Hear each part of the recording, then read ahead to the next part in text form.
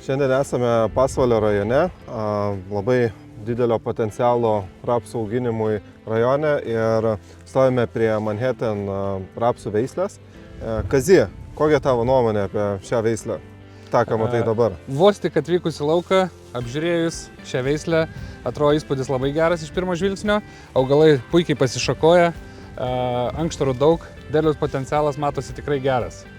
Danai, tu kaip produktų vadovas daug keliauji po Lietuvą, matai daug įvairių bandymų, stebi įvairius gamybinius laukus. Pasakyk, kokios tavo įžvalgos ir ką matai šiame lauke?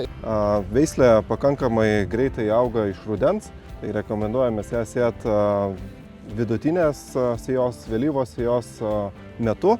Dabar šiam lauke atrodo, kad veislė augi labai gražiai suformavus derliaus potencialą. Aišku, viskas priklauso nuo ateinančio laikotarpio ir tyrimų duomenimis Vengrijoje dėl savo galingos šaknų sistemos Manhattan pastebėtas atsparumas sausringomis sąlygomis. Vengrijoje kontinentinėmis klimato sąlygomis ateina daugiau sausrų, tai ši veislė buvo viena lyderiaujančių derlingume prie blogų sąlygų.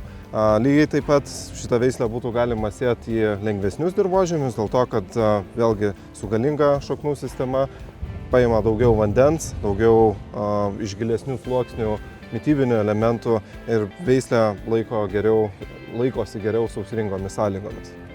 Ir pridėsiu nuo savęs, kad Manhattan yra ypatingai žemkentiškas hybridas.